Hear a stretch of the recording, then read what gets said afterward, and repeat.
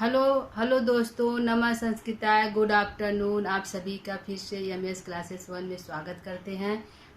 आज हम पढ़ेंगे प्रश्नोत्तरी जो कौटिल्य के अर्थशास्त्र से लिया गया है, जो गुप्तचर के बारे में बताया गया है। गुप्तचर मुख्य रूप से कितने होते हैं और स्थायी रूप से कितने होते हैं, संचार रूप में कितने होते हैं, उसके बारे में हम पढ़ चुके हैं पिछले क्लास में।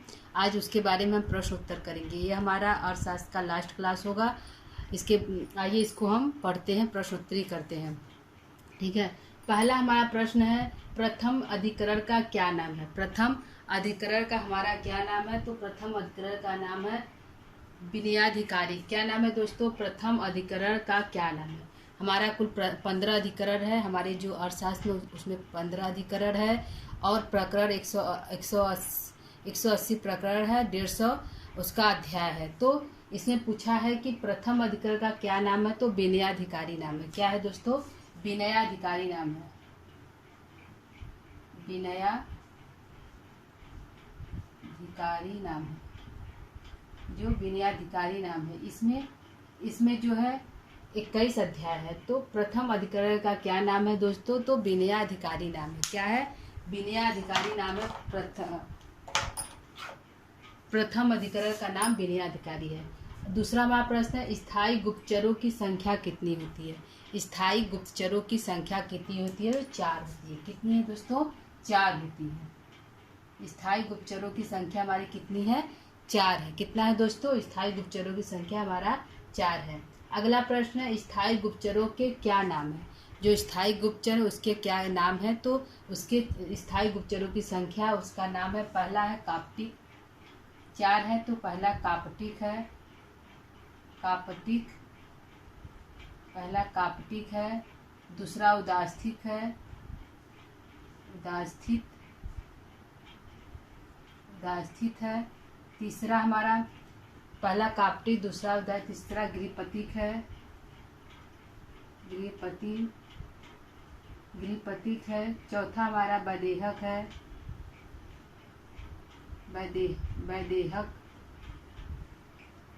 वैदेहक है। और पांचवा हमारा है तापस। क्या है दोस्तों? तापस है। पांचवा हमारा क्या है? तापस है। पहला हमारा काप्टिक है, दूसरा उदास्थिक है, तीसरा हमारा गृहपतिक है, चौथा वैदेहक है और पांचवा तापस है। काप्टिक, उदास्थिक, गृहपतिक, वैदेहक और तापस है। अगला है मर्मज्ञ प्रगल्भ छात्र। जो है यह जो लक्षण है, मर्मज्ञ और प्रगल्भ छात्र, दूसरों के रहस्यों को जानने वाला और दबंग और विद्यार्थी रूप में जो गुप्तचर है, किसके लक्षण है? पूछ रहा है कि मर्मज्ञ प्रगल्भ छात्र किसके लक्षण है, किस गुप्तचर के लक्षण है? तो काप्टिक के लक्षण है। किसके दोस्तों? काप्टिक के लक्षण है। काप्टिक के हमारे लक्षण है मर्मज्ञ प्रगल्भ छात्र। ये प्रश्न पूछा गया है दोस्तों, तो पूछा जाएगा मर्मज्ञ प्रगल्भ छात्र किस गुप्तचर के लक्षण है? तो काप्टिक गुप्तचर के लक्षण है। अगला हमारा प्रश्न है, सन्यासी के भेष में रहने वाला गुप्तचर करें। जो सन्यासी भेष में रहता है वह कौन सा गुप्तचर है हमारा? तो उदास्थिक है। कौन सा है दोस्तों? उदास्थिक है। उदास्थित हमारा जो है, उदास्थित जो हमारा है सन्यासी के भेष में रहता है। किस भेष में रहता है दोस्तों? उदास्थित जो है सन्यासी भेष में रहता है और कृषि कार्यों को करता है। एक स्थान पर रखकर कृषि कार्यों को करता है और जो अनेक प्रकार के गुप्तचर हैं, जो शिष्य है, उनको भी इसी काम में लिप्त कर देता है। यह गुप्तचर सन्यासी की भेष में रहने वाला गुप्तचर है, उदास्थित है। अगला है, कृषको वृत्ति क्षीण प्रज्ञा शौच युक्त किसके लक्षण है? मतलब कृषि भेष में और वृत्ति क्षीण, जो गरीब किसान की तरह कौन सा गुप्तचर रहता है और वह बुद्धिमान भी रहता है और हृदय से शुद्ध हृदय वाला रहता है, ऐसा गुप्तचर किसके लक्षण है? ऐसा कौन सा गुप्तचर है जिसके लक्षण है वाणिज्य, मतलब कृषि के भेष में रहता है, गरीब किसान के भेष में और बुद्धिमान और शौच से युक्त, कौन सा गुप्तचर है? तो हमारा है गृहपतिक है। क्योंकि गृहपतिक जो, मतलब दोस्तों पकड़ लीजिएगा कि गृहपतिक जो किसान होता है, जो घर में रहता है, वही किसानी करता है। तो कृषक से संबंधित हमारा कौन सा है? गृहपतिक। कौन सा है दोस्तों? गृहपतिक हमारा जो है लक्षण है इसके। कृषको वृत्ति क्षीरम प्रज्ञा शौच युक्त। यह किस गुप्तचर का लक्षण है? तो गृहपति का। तो दोस्तों आप पकड़ लीजिए, गृहपति या कृषक जो किसानी करते हैं वो घर में रहते, जो घर में रहते हैं वही किसानी करते हैं। तो किसान से संबंधित जो गुप्तचर है वह कृषक करता है, गृहपति है।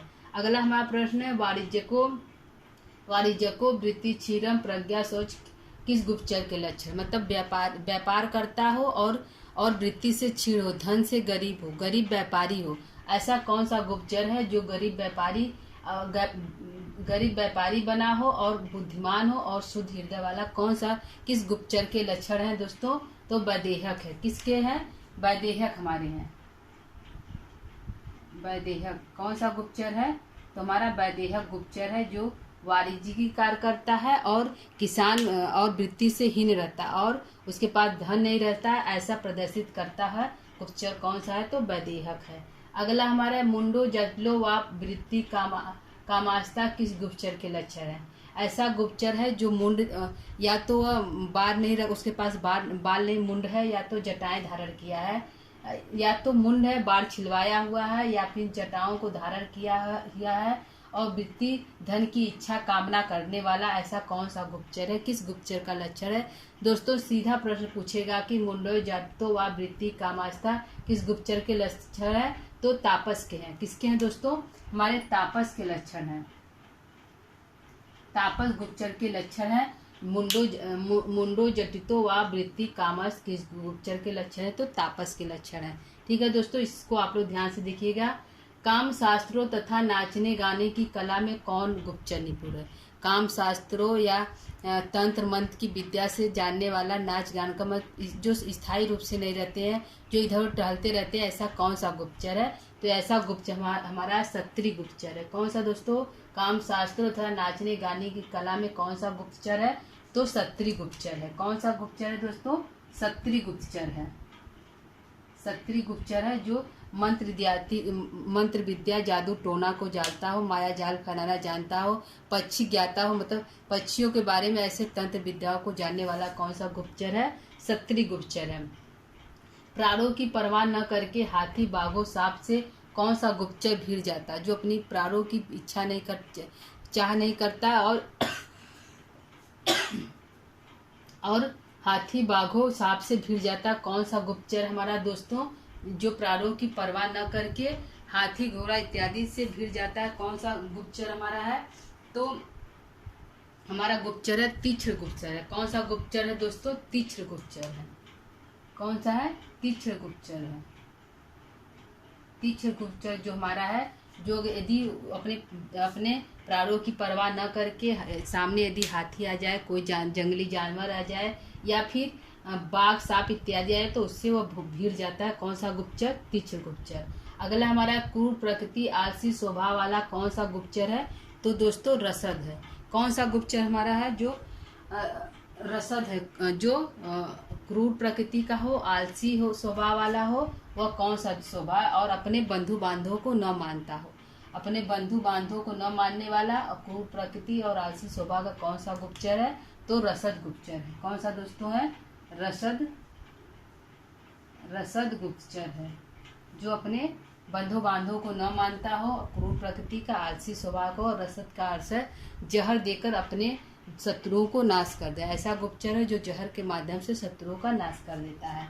अगला हमारे क्षत्रिय, तीक्ष्ण, रसद, परिवाजिक, मूड़ा और वृषलिक किस गुप्तचर के अंतर्गत आते हैं? संचार गुप्तचर के आते हैं। किसके आते हैं दोस्तों? संचार, जो इधर उधर टहलते रहते हैं, संचार के माध्यम से अपने बातों, अपने गुप्तचरों का कार्य करके राजा तक या मंत्री तक उस समाचार को पहुंचाते हैं। ये क्षत्रिय गुप्तचर, तीक्ष्ण, रसद, परिवाजिक, मुंडा, वृषली जो गुप्तचर होते हैं वह संचार माध्यम से रहते हैं, एक जगह स्थायी रूप में नहीं रहते हैं। जो यह 5 गुप्तचर हैं, जो कापटी, उदासी, गृहपति, वैदेहक, तापस है, ये एक स्थान पर स्थायी रूप से रहते हैं, शिष्य बनाते हैं और इतना ढोंग करते हैं कि लोग जानते हैं कि यह बहुत महात्मा है, बहुत पहुँचे हुए महात्मा है, और उनसे अनेक प्रकार के शिक्षा दीक्षा प्राप्त करते हैं। लेकिन ये जो है गुप्तचर हैं, अपने कार्यों, गुप्तचरी का कार्य नियमित रूप से, स्थायी रूप से करते हैं।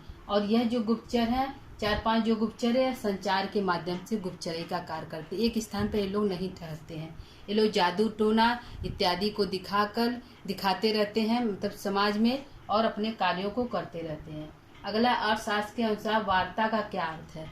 अर्थशास्त्र में आया दोस्तों कि वार्ता से जो उदास्थिक गुप्तचर के अंतर्गत यह है कि वार्ता जो उदास्थिक गुप्तचर है वो कौन सा कार्य करते हैं, तो उसमें एक शब्द आया वार्ता। तो वार्ता से क्या शब्द है, तो वार्ता का अर्थ होता है कृषि होता है, वाणिज्य होता है, पशुपालन।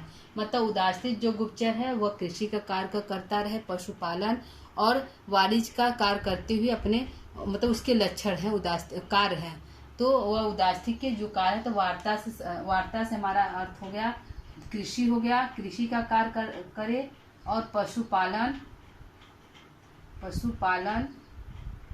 और वाणिज्य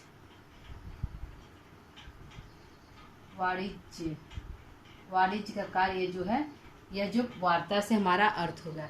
ठीक है दोस्तों, यह हमारा इम्पॉर्टेंट प्रश्न है जो गुप्तचर से संबंधित है दोस्तों। इसके पिछले क्लास में हमने जो विद्या से संबंधित प्रश्न उत्तर है उसको करा दिए कि विद्या कितने प्रकार की होती है, मनु ने विद्या को कितने प्रकार का माना है, बृहस्पति ने विद्या को कितना माना है, और शुक्राचार्य ने विद्या कितने माना है, तो उसके बारे में पढ़े हैं। उसका प्रश्न उत्तर भी कर लिए दोस्तों। जो नहीं देखे जाकर देख सकते हैं, पीछे क्लास में जाकर यूट्यूब पर देख सकते हैं।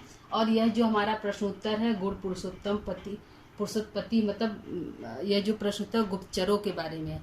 गुप्तचर कितने प्रकार के होते हैं, गुप्तचर 4 प्रकार के होते हैं। यह गुप्तचर जो है विनय अधिकारी के 11 जो प्रकरण 11 यह जो गुप्तचर का 7वां प्रकरण का 11वां अध्याय से यह लिया गया गुप्तचर्य।